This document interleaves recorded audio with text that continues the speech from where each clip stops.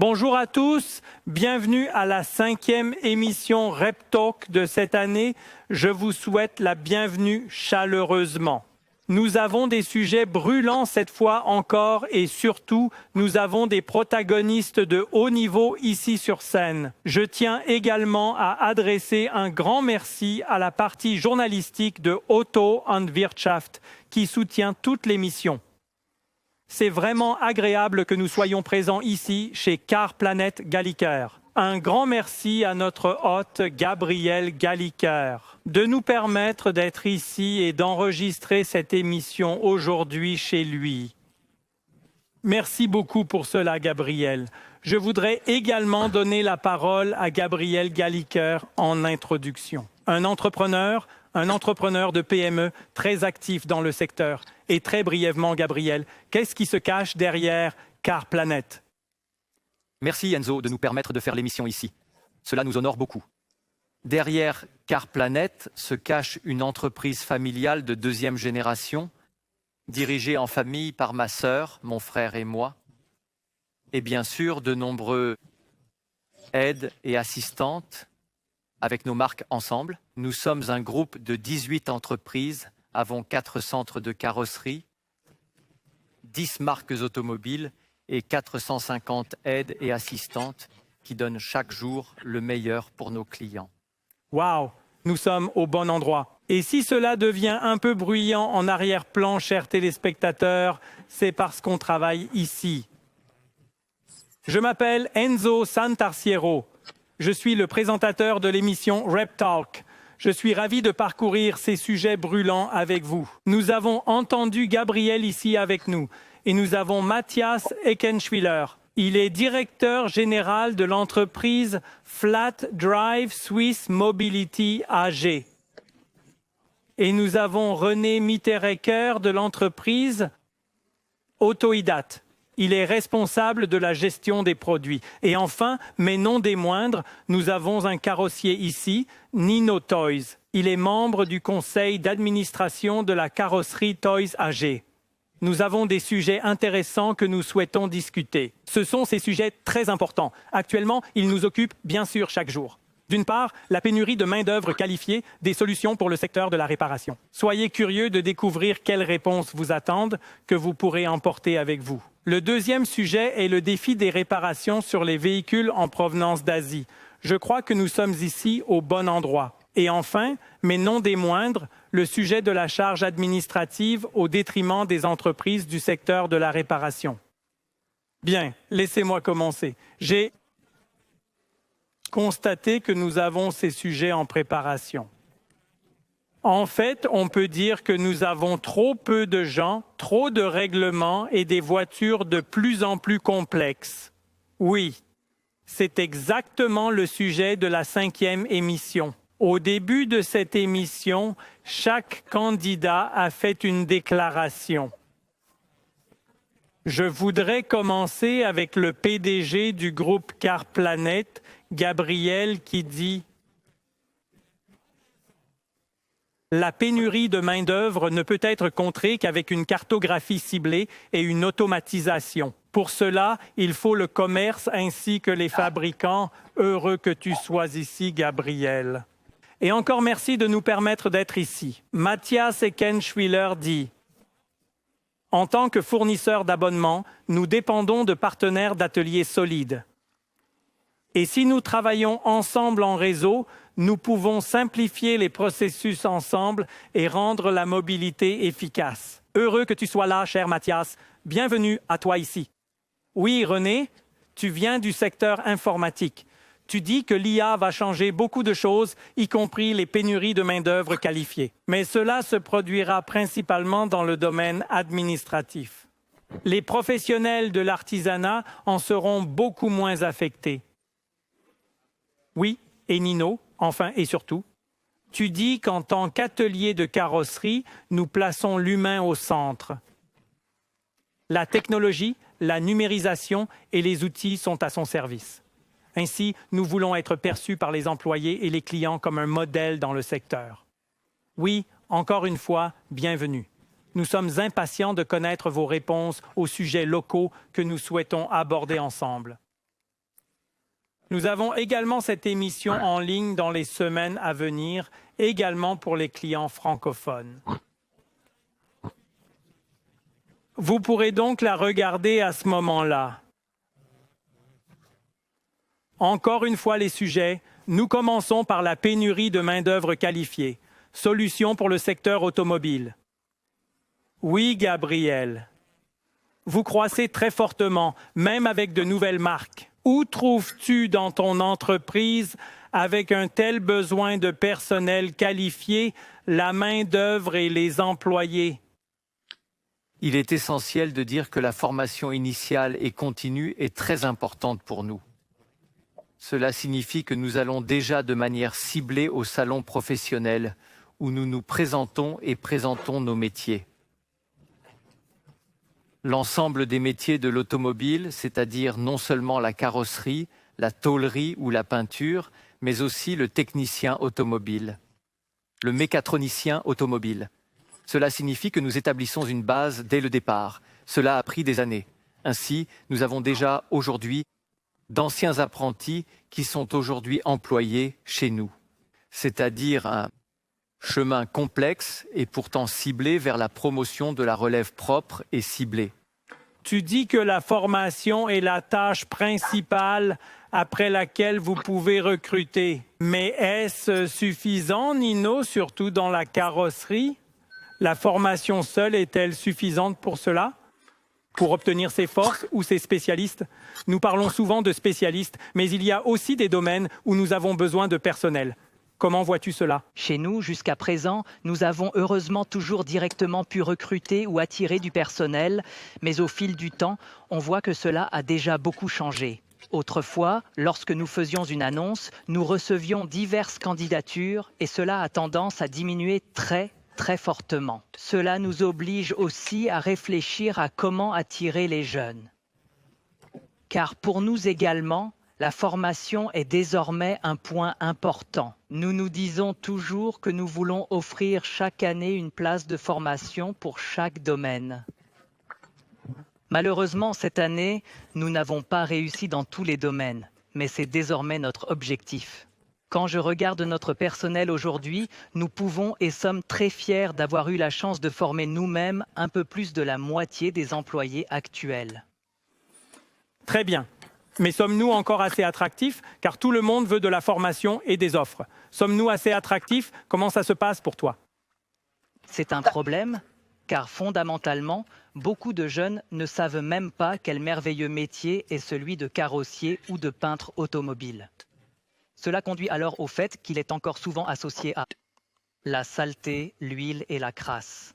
Pourtant, quand je regarde les investissements que nous faisons, cela va déjà vers la haute technologie et le soutien. C'est en fait quelque chose de totalement fascinant et c'est probablement actuellement aussi une tâche pour les carrossiers de transmettre cela aux jeunes. On entend souvent dans le secteur concernant l'IA que les futurs millionnaires seront des artisans. Ce secteur ne peut pas être remplacé par l'IA. C'est aussi une motivation pour dire aux jeunes d'investir dans le secteur de la réparation automobile, dans le secteur de l'artisanat. Cette position est assurée. Comment cela se passe-t-il dans le secteur des abonnements? Avez-vous également des défis pour trouver des spécialistes là-bas? Nous avons aussi des défis avec les spécialistes.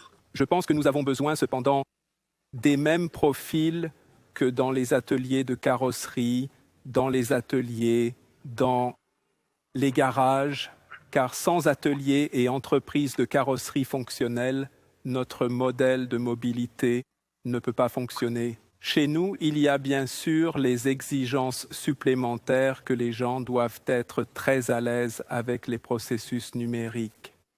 Mais chez nous aussi, la base reste l'artisanat. Donc nous aussi, nous avons besoin de personnes qui ont appris un jour l'artisanat. Et je pense aussi qu'on trouve des apprentis.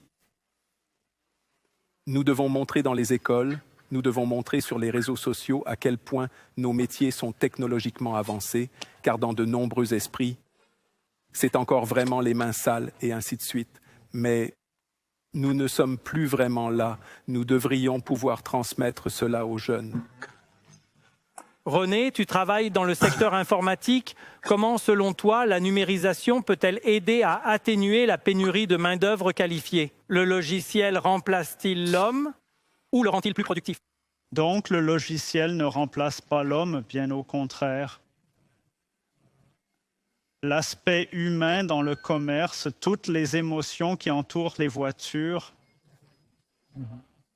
cela ne peut pas être représenté par l'IA ou le logiciel. Donc, il faudra des gens. Il est bien sûr aussi vrai que beaucoup de choses peuvent être numérisées. Nous pouvons aujourd'hui accélérer considérablement les processus avec le logiciel. Prenons l'exemple. L'IA aujourd'hui peut rédiger des lettres sans faute, peut comprendre le texte d'un email. Cela n'était pas possible il y a 3 ans. Peut-être que dans 3 ans, nous serons également capables de créer des systèmes de calcul qui reconnaissent et évaluent les dommages à partir de photos, ou des systèmes de calcul qui réagissent à la voix humaine. Je pourrais alors dicter le sinistre et je n'ai plus besoin d'être directement devant le logiciel. Il est probable que déjà un peu de personnel spécialisé sera compensé logiquement. Mais l'humain reste toujours nécessaire. Il y a des voix dans le secteur qui disent que ce n'est pas vrai que nous avons une pénurie de personnel qualifié. Nous ne sommes tout simplement pas assez attractifs. Le secteur ne fait pas assez et c'est tout le secteur qui est concerné, pas assez attractif. Je vous demande spontanément dans le groupe ce qu'il faudrait concrètement faire. Lors de la préparation de l'UPSA, j'ai trouvé cela sur Internet. Stratégie contre la pénurie de main-d'œuvre. Il est clairement écrit que le secteur doit souvent prendre les choses en main face à la concurrence dans d'autres domaines. Mais qu'est-ce qui n'est pas encore suffisamment fait dans le secteur de la réparation automobile? Quelles sont les mesures à court terme qui nous permettront à avoir les employés correspondants dans notre entreprise dans un futur proche? Je pense que la réputation est un problème. Nous l'avons déjà entendu tout à l'heure. Dans l'esprit de certains jeunes, il y a encore de la saleté, de la poussière et des processus très intensifs en travail. Mais j'ai le sentiment que nous avons 4 garçons à la maison âgés de 18 à 13 ans. Et il y a déjà actuellement un changement dans l'esprit des jeunes. Vous reconnaissez déjà ce que l'IA peut faire et quelles images du futur sont probables. Il est probable que l'artisanat retrouve une position plus élevée à l'avenir. Cela me rend personnellement très optimiste pour le futur. Directement dans la carrosserie, tu dis que tu investis dans la formation et le perfectionnement. Mais avez-vous concrètement chez vous, chez l'entreprise Toys, pris des mesures où vous dites « nous voulons un USP ». C'est un avantage d'avoir de bons employés formés, mais vous êtes dans un marché concurrentiel. Que faites-vous de différent pour être relativement bien positionné en matière de pénurie de main-d'œuvre qualifiée? Nino? Nous essayons bien sûr de faire progresser la culture au sein de l'entreprise. Cela signifie que, depuis 2019, notre génération est vraiment seule aux commandes. C'est très clair pour nous. Nous avons essayé de donner plus d'importance aux employés. Donner à toute l'équipe, cela inclut tous les quelques mois un événement où l'on va quelque part ensemble pour vivre quelque chose ensemble en dehors de l'atelier. Il faut être honnête, au quotidien, nos employés, comme c'est le cas pour tous les carrossiers, sont très sollicités. C'est pourquoi nous essayons très fortement de promouvoir la culture et j'attends aussi très fortement de nos dirigeants, en tant que membres du conseil d'administration. On peut peut-être s'inspirer un peu du sport, qu'ils aient eux-mêmes une passion pour quelque chose, qu'ils montrent l'exemple, pour qu'ainsi on réussisse à se lancer ou au minimum d'essayer de se donner les moyens dans une petite mission. Petit exemple, nous nous sommes dit que nous voulions devenir la carrosserie leader en Suisse orientale. Que nous le soyons ou non, cela n'a pas vraiment d'importance. Mais Chemin pour y parvenir, nous voulons le parcourir avec nos employés et en tant qu'équipe entière. À la fin, en tant que conseil d'administration ou même direction, nous ne pouvons pas réussir sans les employés. Nous devons communiquer, nous devons transmettre le sens. Je me souviens d'une conférence que tu as donnée, Gabriel, où tu as clairement dit que si nous ne transmettons pas le sens du travail, alors l'employé cherchera ailleurs et changera de poste pour le trouver. Est-ce que c'est toujours ton credo? Absolument. Je cite toujours cet exemple. Vous pouvez mettre les 22 meilleurs joueurs du monde sur le terrain. Et si tu leur enlèves les buts, alors tout le sens du terrain disparaît. Nous sommes là en tant que conseil d'administration ou dirigeant pour donner les buts et de fixer tous les objectifs de sorte pour permettre une progression. C'est vraiment passionnant. Mathias, tu collabores avec des partenaires qui réparent le travail. Vous aussi, vous dépendez du modèle d'abonnement où les gens doivent réparer les véhicules et également recruter des personnes au sein de l'entreprise. Que pouvez-vous faire différemment dans vos entreprises concernant le recrutement de nouvelles collaboratrices et nouveaux collaborateurs? Comment pouvez-vous rendre cela attrayant? Tout d'abord, on peut dire que, heureusement, nous avons la grande chance de toujours bien trouver nos employés. Nous les trouvons bons et nous les trouvons bons. Donc les deux. Mais je pense que nous devons ensemble sensibiliser les jeunes à notre secteur, les enthousiasmer, leur montrer à quel point le domaine des véhicules et de la mobilité est technologique. Nous devons peut-être aller dans les écoles ou via les réseaux sociaux, et là, nous devons peut-être de temps en temps faire réaliser une vidéo par un apprenant, pas par quelqu'un spécialisé dans le marketing ou autre. J'ai parfois le sentiment que nous ne le faisons pas assez souvent. Vous utilisez plus de technologie, d'IA, des agents ou de nouveaux outils comme cela? L'IA peut aider dans de nombreux domaines, mais pas dans tous. Un métier ou une entreprise à rendre attrayant, cela fonctionne moins bien avec l'IA. On peut bien sûr créer des publications sur divers réseaux sociaux avec l'IA, mais je ne pense pas que l'IA seule aide à trouver des spécialistes. Là, je dois simplement être un bon employeur. Le bouche à oreille est souvent la clé du succès. Il n'est pas toujours nécessaire de faire savoir au monde entier qu'un poste d'apprentissage est vacant. Si mon apprenti s'amuse chez moi, il le dit à son collègue.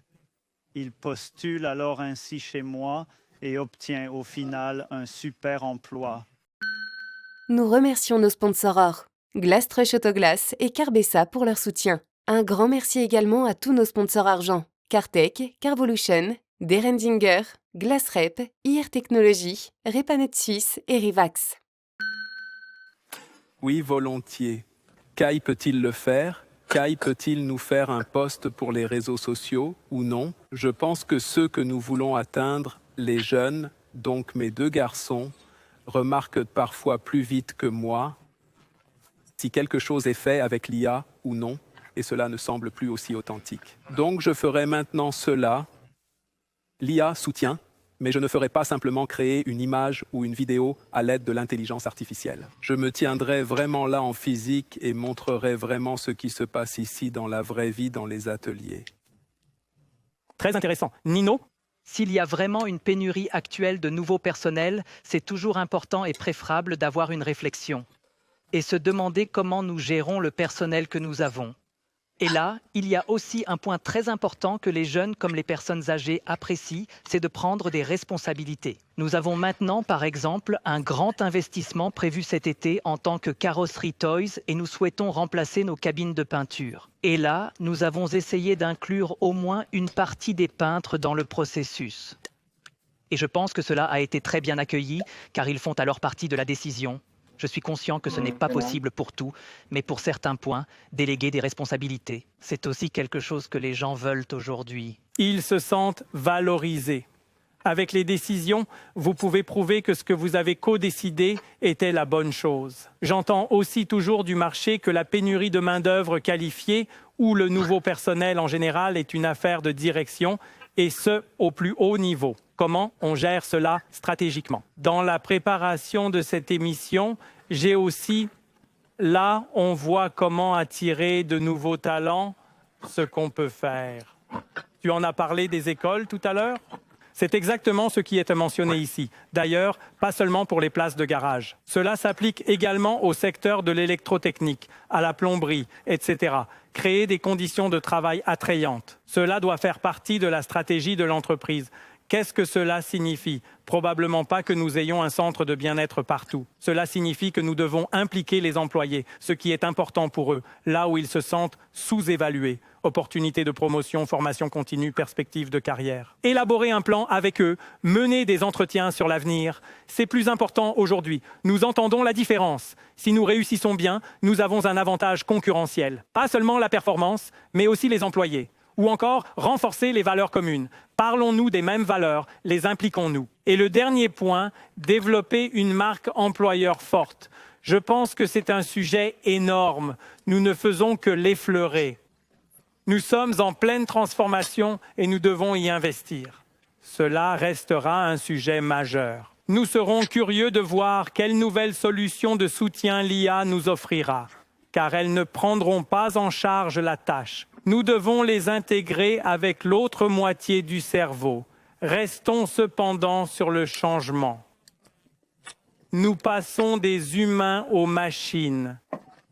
Les véhicules changent non seulement technologiquement, mais aussi géographiquement. Autrefois, on disait « fabriqué en Allemagne ». Aujourd'hui, on dit peut-être « connecté en Chine ». Comment cela évoluera, nous ne le savons pas. Nous voulons en discuter ensemble aujourd'hui pour voir ce que cela signifie pour le secteur. Le prochain sujet concerne les réparations et les défis des véhicules asiatiques. À qui pourrais-je poser la meilleure question? Quelqu'un qui s'est intensément penché sur le sujet ces derniers mois. Je vais poser spontanément la première question pour toi. Comment es-tu satisfait de la nouvelle marque chinoise dans le car planète en général? Cher Gabriel. En principe, nous sommes satisfaits. Chaque nouveau voyage ouvre de nouvelles voies et donc aussi des difficultés et des défis. Sans cela, ce n'est pas possible. Mais en principe, nous remarquons que les clients augmentent leur affinité pour les produits ou que les obstacles à ne pas acheter des produits chinois diminuent. L'intérêt est actuellement grand.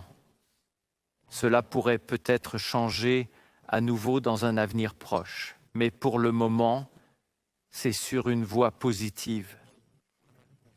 Quelle est la plus grande difficulté actuelle chez vous par rapport aux marques européennes dans l'achat, dans la vente, dans les réparations? Le plus grand obstacle actuel concerne le service après-vente qui n'existe pas encore. Les processus après-vente sont aussi des processus de garantie communautaire. Les processus de pièces logistiques doivent être reconstruits. Les standardisations ne sont pas encore en place. Mais nous savons que les Chinois s'adaptent et apprennent très rapidement. Je suis tout à fait convaincu que cela sera encore un grand succès. C'est très bien, Nino. Si tu dois réparer un véhicule en provenance de Chine, j'ai d'abord la question de savoir si vous avez déjà réparé des voitures chinoises. Donc les nouvelles qui sont sur le marché, BYD et Alda. Avez-vous déjà eu ces voitures? Et quelle est ton expérience à ce sujet? J'ai effectivement vérifié dans nos statistiques avant l'émission et il s'avère que nous avions une poignée de véhicules. Environ 5 à 6 véhicules chinois en réparation qui sont presque exclusivement BYD et c'est encore pour l'instant aujourd'hui à un niveau quand même relativement bas. Mais quand je marche dans les rues et que je vois comment ils arrivent, ce n'est qu'une question de temps. Et c'est pourquoi il est clair pour moi que cela va augmenter considérablement. On peut lire partout comment BYD, si nous nommons cette marque, se développe en Europe, comment ils ont des plans, une stratégie. Derrière cela se cache également un géant en matière de technologie des batteries. Cela deviendra certainement un sujet majeur. Je crois qu'ils sont bien évidemment venus pour rester, plutôt que de simplement faire un essai. Nous devons nous y confronter. Ce que j'entends aussi dans les conversations, c'est que les véhicules sont déjà assez bons aujourd'hui. Ce n'est pas comme avant, où l'on disait que tout ce qui venait de Chine. Je pense que nous devons réviser cela. Et quand je te regarde maintenant, Mathias, supposons que tu apportes beaucoup plus de Chinois dans la flotte d'abonnement, alors le prix baisserait, non ? Ou est-ce que je me trompe? Je ne pense pas que le prix baisse là-bas. Donc, bien sûr, les véhicules sont innovants, le rapport qualité-prix est correct. D'accord. Ce que nous devons certainement observer en ce moment, comme tu l'as dit plus tôt, ce sont les processus de réparation et le développement de la valeur résiduelle des véhicules. L'approvisionnement en pièces de rechange, car nous sommes un fournisseur de mobilité, nos véhicules doivent être sur la route. Même si nous avons maintenant un prix d'achat avantageux, le reste derrière joue un rôle important pour nous. La valeur Le résiduelle. reste serait les temps d'arrêt, les processus de réparation, et ainsi de suite. Cela doit simplement fonctionner. Et je pense que si nous maîtrisons cela, et je suis fermement convaincu que nous y parviendrons, alors je vois absolument une opportunité pour ces véhicules que nous puissions également offrir des prix attractifs. Dans le calcul, nous avons besoin des données. Qu'en est-il des données des voitures chinoises? Sommes-nous compétents? Les données sont-elles correctes? Peux-tu partager ton expérience à ce sujet? Les données en provenance de Chine sont toujours difficiles à obtenir. Nous avons l'avantage que DAT, notre fournisseur pour notre calcul, SilverDat, possède entre autres une filiale en Chine. Nous y avons un centre de développement de données propres. Cela signifie que nous ne recevons pas les données chinoises en Allemagne, mais qu'elles sont directement intégrées dans nos systèmes. Là, nous avons peu de problèmes. Nous avons désormais 11 marques. Dans le SilverDat, ça va. Là où je vois le problème, c'est dans la recherche de solutions de réparation. Informations techniques sur la façon de réparer la voiture, mais aussi pour l'approvisionnement en pièces. Il faudrait encore faire quelques ajustements pour que cela fonctionne proprement et bien. Lorsque les voitures arrivent maintenant sur le marché et doivent être réparées et qu'il manque une pièce, cela peut arriver plus souvent, car elles ne sont pas encore dans la prévente. La question pour vous, surtout toi, avec les chiffres, avec l'assurance. Qui paie si la voiture doit rester 3 semaines? Le client a acheté la voiture. Il s'attend à ce que la pièce arrive. Qui paie cela? La voiture de remplacement est normalement payée par l'assurance si elle est assurée, mais si cela prend 3 ou 4 semaines, cela deviendra difficile. As-tu eu ces cas? C'est déjà comme ça. Le client qui s'engage sur une nouvelle voie en acquérant également un tel nouveau véhicule chinois, c'est qu'il entre aussi dans une certaine nouveauté, une aventure. Mais cela ne peut évidemment pas être le cas dans 2 ans.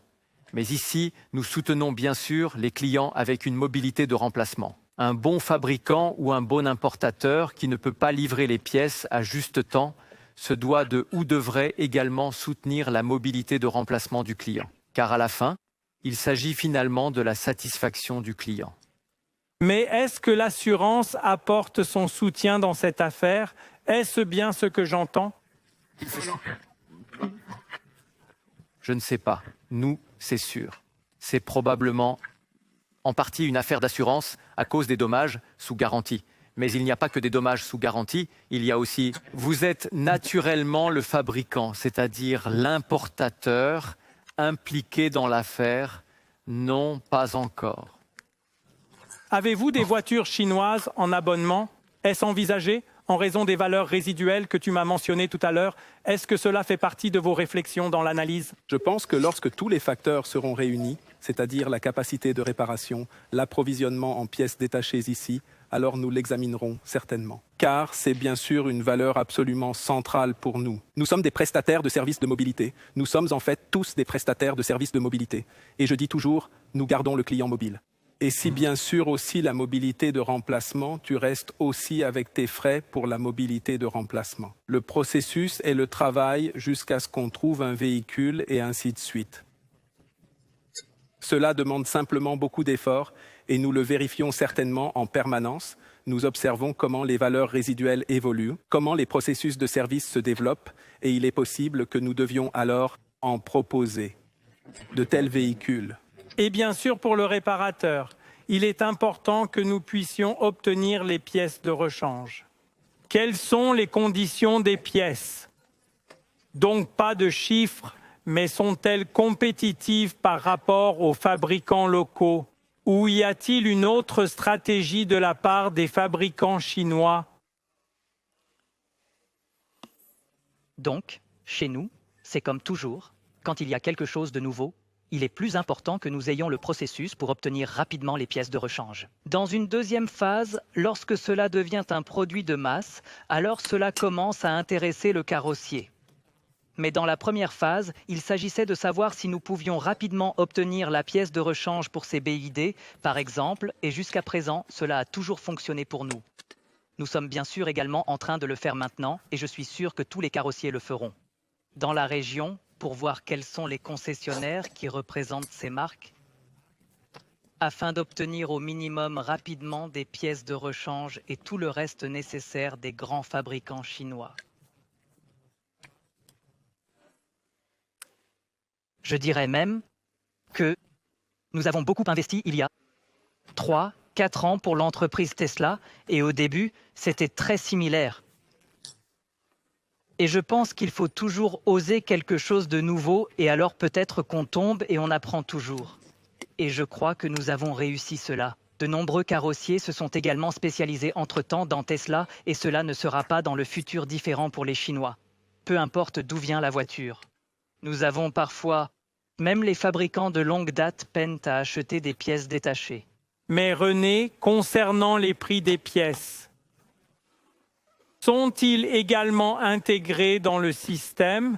On les a parce que tu as dit tout à l'heure qu'on avait des données chinoises. Les prix des pièces correspondent également au prix des garagistes ou carrossiers. Pour certaines marques, nous avons bien sûr déjà des prix.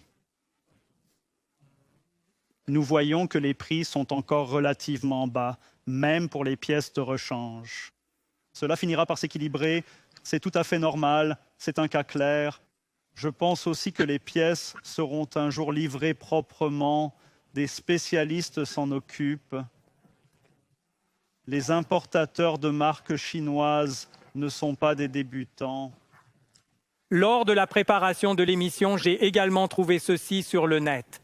On peut aussi le saisir soi-même. C'est encore très intéressant. Quels sont les principaux problèmes lors des réparations? Par exemple, BID, ce n'est pas seulement la marque elle-même. Intéressant, longue pièce de rechange. On connaît ça. Temps d'attente ou réseau de services insuffisant. Tu as dit qu'il faut le construire. Cela viendra. Bien sûr, on attend aussi combien de temps cela prendra. Absence d'options d'atelier libre. Là aussi, il n'y a probablement pas encore de réseau de BID qui dit, comme chez Tesla, que seuls eux peuvent réparer. Mise à jour complète du logiciel, René. Est-ce le cas? Le logiciel des marques chinoises est très complexe. Quand je reçois les données des fabricants chinois, ce n'est pas un problème. Une mise à jour peut être facilement téléchargée aujourd'hui, mais obtenir ces données reste évidemment le défi. Les données de lecture sans erreur, vous les avez. Par exemple, s'il y a un service, il est déjà disponible. Sinon, il est presque impossible de faire un service. Non, les appareils de test et tout sont ici. Il y a aussi des appareils de test pour le secteur qui peuvent accéder à toutes les marques. On est parfois étonné de voir comment les données sont déjà disponibles. Pour conclure, encore le traitement des garanties. Si l'on a des garanties, est-ce supérieur aux marques européennes? Quelle est ton expérience? C'est presque pareil. Peut-être un peu mieux dans un domaine, un peu moins performant dans un autre, mais dans l'ensemble, c'est à peu près pareil. C'est étonnant. Une nouvelle marque arrive sur le marché, fait un tabac et les gens s'interrogent. Avec relativement peu, on peut vraiment le dire ainsi, avec en fait peu de problèmes. N'est-ce pas? Comment voyez-vous cela pour conclure? Réparation, peu de problèmes, problème, IT? Les données de calcul sont là, oui. Tu vérifies si ça enregistre. Gabriel, tu as le plus d'expérience avec cette marque. Peux-tu tirer une conclusion? Conclusion, actuellement, on peut dire qu'elle est sur la bonne voie. C'est pourquoi d'autres fabricants sont également sollicités. Pour suivre ce rythme, on parle toujours de BID, mais MG est aussi là, Seeker est aussi là, Xpeng est aussi là. Mais grâce aux mesures de marketing utilisées lors de l'Euro 22, cette marque est sur toutes les lèvres en ce moment.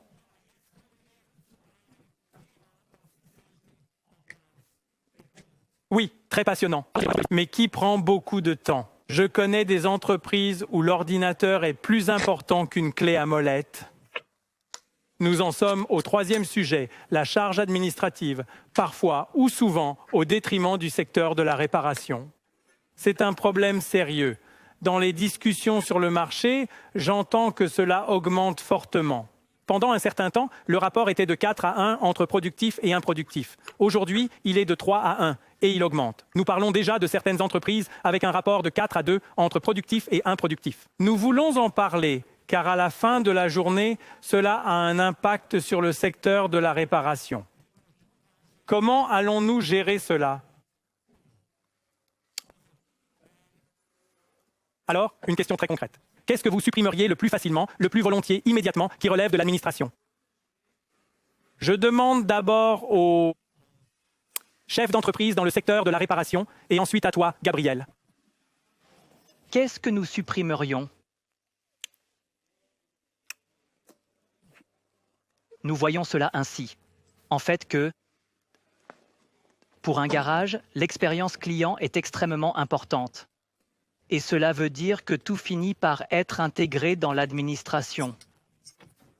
Ces dernières années, les assurances et les fournisseurs de leasing de flotte se sont de plus en plus joints à nous.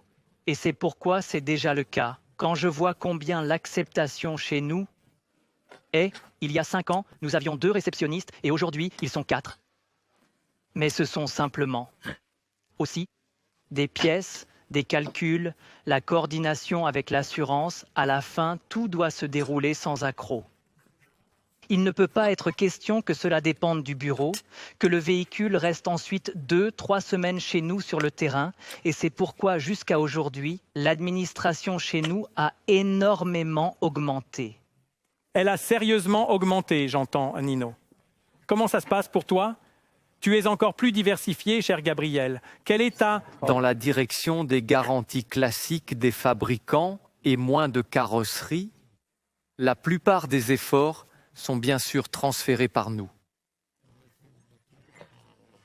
Des processus de garantie, des processus de directive qui sont également déplacés.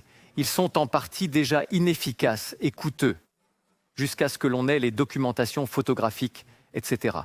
Ce sont certainement des choses où les fabricants seraient bien avisés si il y avait un moyen plus simple. Et bien sûr, travailler avec plus de confiance.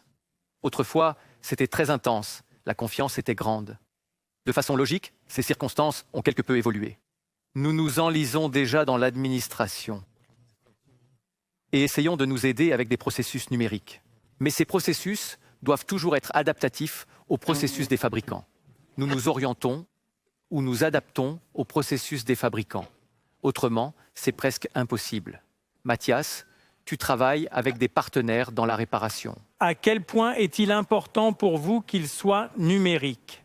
Car personne ne veut de l'administration et quelqu'un doit payer. La question est seulement de savoir comment nous pouvons réduire ces coûts.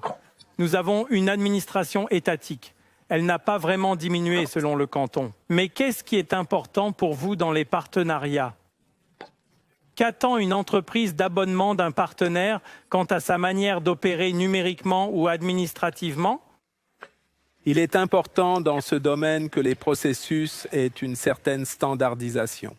Et pour nous, il est absolument essentiel de pouvoir collaborer avec un réseau où nous savons que nous sommes ici. Je ne sais pas, 50, 100 entreprises derrière, nous pouvons l'intégrer en un seul endroit et ensuite cela nous revient. Il est absolument crucial pour nous de ne pas devoir nous débattre avec chacun séparément.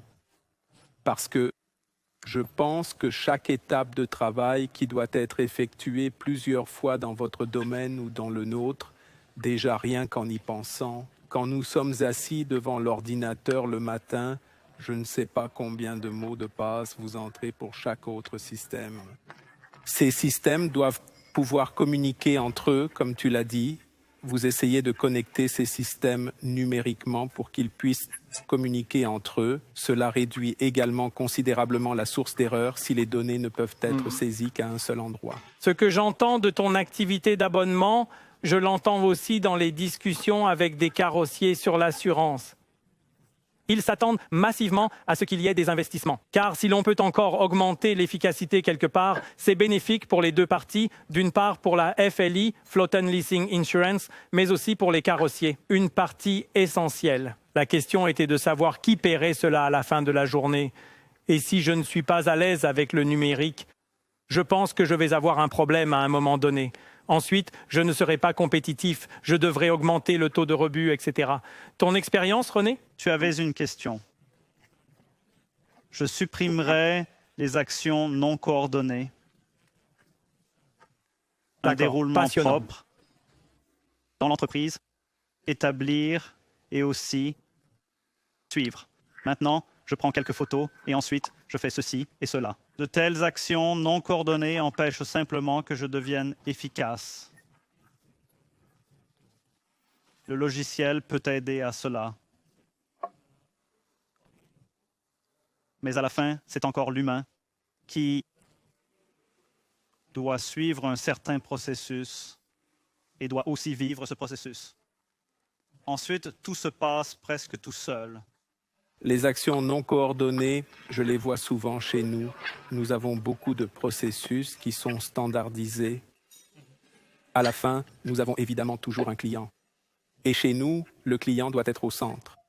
Et je dis toujours, si nous devons résoudre quelque chose, je suis content si nous pouvons suivre le processus, mais à la fin, l'expérience client ne devrait pas en souffrir parce que nous devons quitter le processus et peut-être faire une action non contrôlée en fin de journée ou à un autre moment.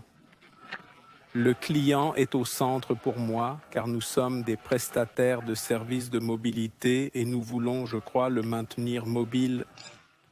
Mais c'est toujours une question d'équilibre. Absolument.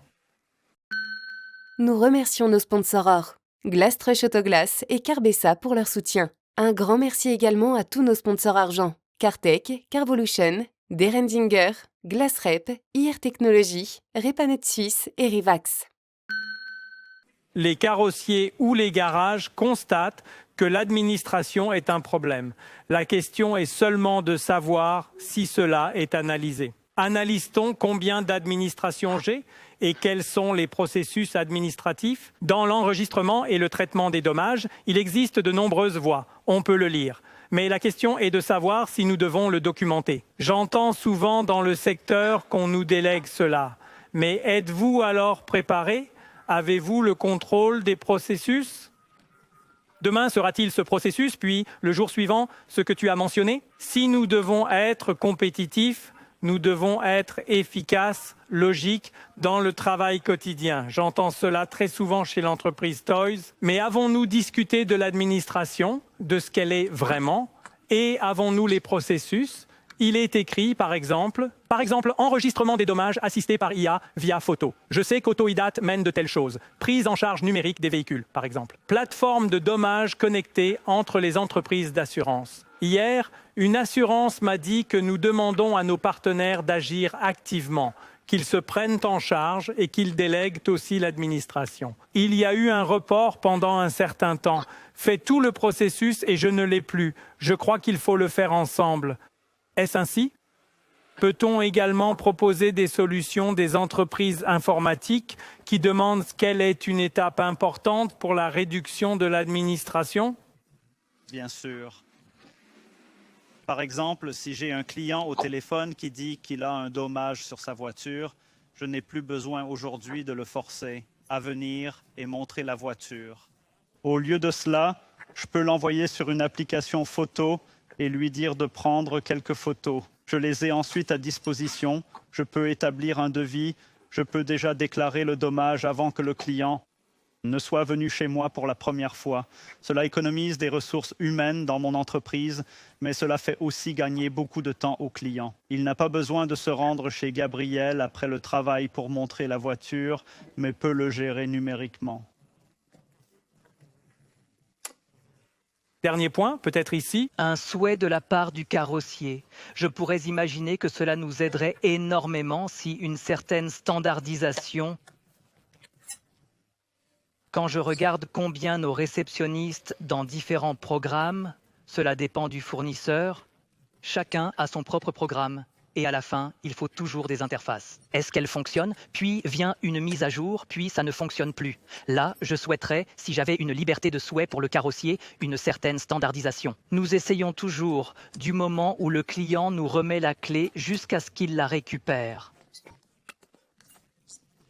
C'est un souhait du conseil d'administration de tout faire numériquement autant que possible. Mais quand je suis sur place, à la fin, c'est encore le papier qui revient, Oui, où oui. il faut le saisir 2 fois. C'est toujours aussi inefficace, semblable à un simple vœu. Merci Nino. Nous pourrions probablement parler des heures de l'administration. Je pense que c'est un sujet important qui doit être abordé au sein de la direction. C'est ce que nous entendons des fournisseurs, ce qui est attendu. Il y a certainement beaucoup de mouvements dans cette direction, surtout quand on arrive à 4 contre 2, ce qui montre le productif par rapport à l'improductif. Cela devient difficile pour les entreprises. On est alors obligé de réduire les coûts, ce qui mène souvent à d'autres problèmes. Nous sommes déjà dans la phase finale. Je voudrais poser la question générale dans la phase finale. De quoi le secteur aura-t-il le plus besoin en 2026 selon vos différentes industries? Quelles sont les priorités du secteur actuellement? Qu'aimeriez-vous transmettre à notre audience, mais également aux compagnies d'assurance et de leasing de véhicules? De quoi avons-nous le plus besoin? Qui veut commencer? Commencez? Je parle ici en tant que garagiste et peut-être moins comme mécanicien, mais comme préparateur et donc représentant de marque. Cela devrait, à mon avis, changer considérablement au cours des 2 prochaines années. C'est déjà une période assez longue. Je pense qu'il faut simplifier. L'accent doit être mis sur le commerce, c'est-à-dire sur la vente de véhicules, de voitures neuves et d'occasion, surtout de voitures neuves. Le marché ne croît pas. Cela implique aussi que les fabricants apportent naturellement des règlements simplifiés. Il est extrêmement important que nous ne perdions pas de vue ce que nous sommes effectivement ici, à savoir servir les clients, rendre les clients heureux, vendre des voitures, réparer des voitures et nous soulager administrativement. Merci Gabriel. Un apport très précieux. Mathias? Il a déjà dit une grande partie de mes mots.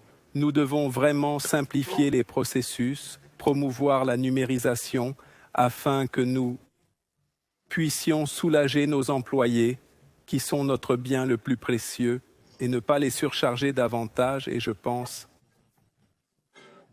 nous devrions tous nous rassembler et éventuellement nous rencontrer régulièrement, comme nous l'avons fait avant la réunion autour de la table, pour discuter des responsabilités de chacun. Ce que tu fais, ce que je fais, peut-être que des idées surgiront soudainement pour que nous puissions ensemble le secteur sérieusement simplifier les procédures et encourager la transition vers le numérique. Cela donne aussi du sens à de telles émissions. Nous voulons faire passer le message que l'on s'engage dans ce domaine. Nous avons de nombreuses bonnes PME qui ont un avenir devant elles. C'est exactement ce type d'apport dont le marché a besoin de la part des protagonistes, des experts qui sont sur scène et donnent leur avis. Merci Mathias. René? Il n'y a pas Merci. d'autre choix que d'optimiser les processus dans les entreprises. Mais en même temps, il faut aussi impliquer les employés et les inclure déjà dans la prise de décision. La collaboration au sein de l'entreprise aide d'une part à retenir les spécialistes et à les promouvoir. Si on le fait ensemble, améliorer les méthodes de travail, en accord avec les membres du personnel, c'est la direction à suivre. René, merci aussi pour ton apport. Nino, enfin et surtout, en tant qu'entrepreneur dans la carrosserie, uniquement dans le secteur de la carrosserie et aussi dans le monde financier. Ton avis? Nous, en tant que carrossiers, avons besoin de standardisation et de processus numériques continus. Des processus numériques continus. Peut-être le dernier mot de ta part. Que fait précisément ton entreprise Toys ces dernières années en ce qui concerne les processus numériques? En résumé, qu'a-t-elle fait de différent par rapport à peut-être beaucoup de carrosseries dans le secteur? Nous n'avons pas inventé nous-mêmes, mais nous sommes sortis et avons regardé ce qui existait déjà. Nous nous sommes assis avec de nombreux acteurs importants et avons également essayé le try and error. Nous avons dit que nous allions essayer quelque chose, voir si cela s'implémente bien chez nous, et nous l'avons mis en œuvre. Je pourrais encore parler des heures de l'intelligence artificielle dans la planification d'ateliers, à l'accueil des clients, et nous y travaillons. Comme beaucoup d'autres entreprises aussi. À remettre constamment en question nos processus. Très, très bien. Nous sommes déjà à la fin de cette émission. J'ai constaté à quelle vitesse cela passe, ces 3 sujets. Nous avons entendu ce qui suit. Pénurie de main-d'œuvre qualifiée, quelles sont les solutions? Nous avons exigé qu'il y ait de nouvelles directives de réflexion lorsqu'il est question de pénurie de main-d'œuvre qualifiée. Nous ne devons pas seulement recruter davantage, mais nous devons impliquer les employés existants pour qu'ils restent, qu'ils sortent motivés. Lorsqu'une démission se produit, c'est humain que cette démission continue, qu'elle maintienne l'image de l'entreprise à l'extérieur. C'est crucial pour les nouveaux employés qui arrivent. Ensuite, nous avons le sujet des Chinois, des voitures chinoises, donc des véhicules en provenance de Chine. BYD en est un exemple, notamment chez l'entreprise Gallagher Car Planet, qui soutient très activement ces modèles de véhicules. Les nouveaux constructeurs automobiles apportent des opportunités, mais aussi des défis clairs dans l'après-vente. Je crois, d'après les déclarations, qu'il y a plus d'opportunités que de défis. Participer est important et rester impliqué, car cela sera nécessaire pour les réparations. Tout ce que tu vends pourrait un jour être sous abonnement. Tu dois ajuster les prix des pièces pour que les carrossiers puissent les calculer. Enfin, le sujet de la charge administrative au détriment du secteur de la réparation. C'est un sujet brûlant. Ces dernières années, j'ai de plus en plus entendu dire que les carrossiers souffrent parce qu'ils ne sont peut-être pas formés numériquement ou développés. Nous devons aborder cela sérieusement. La démonstration reste un champ de tension, car on aime bien déléguer cela à d'autres. Nous avons les besoins des clients, mais nous avons l'administration qui n'est pas facturable. La semaine dernière, quelqu'un a dit que si on est 20% plus rapide en efficacité, on a la possibilité d'être plus orienté client. Un utilisateur d'IA dans la carrosserie m'a dit, depuis que je l'utilise, je dispose de plus de temps pour passer avec mes camarades de travail, car le système fait des choses pour lesquelles je ne dois pas toujours être présent. C'est exactement là que nous devons aller. Avoir le courage d'investir également dans ce domaine, afin que cette improductivité mène à une réduction. Chers invités, chers téléspectateurs, Rep Talk numéro 5 est déjà terminé. Un grand merci à mes invités, Gabriel, Mathias, René et Nino. Merci beaucoup d'avoir été là. Vous avez toujours des positions en tant qu'experts. Je trouve cela toujours très important pour que nous puissions transmettre les messages à nos partenaires. Merci beaucoup, chers téléspectateurs. Je tiens également à remercier chaleureusement la rédaction. Laura Jacobert pour la direction, la conception de toute l'organisation. J'ai déjà hâte au prochain Rep Talk numéro 6. Nous serons en direct à Berne lors du Salon de l'Automotive Suisse. Restez à l'écoute, ce sera un sujet intéressant sur place. Un grand merci également à Autos und Wirtschaft, en particulier à Giusy Cucchiara, pour nous permettre de réaliser cette émission ensemble. Un tel message, une réponse aux questions qui nous préoccupent dans le secteur. Nous vivons bien sûr aussi grâce à nos partenaires de soutien. D'une part, nous avons le sponsor en or Glastrush, Autoglass, Carbesa. Et nous avons les partenaires argent comme soutien. Il y a l'entreprise Cartech, l'entreprise Carvolution, l'entreprise Derendinger, l'entreprise Glassrep. IR Technologies, Repanet et Rewax. Un grand merci aux partenaires argent pour votre soutien afin que nous puissions continuer à présenter l'émission avec les sujets à l'avenir. Merci beaucoup. C'était tout. Au revoir pour la prochaine émission. Merci beaucoup.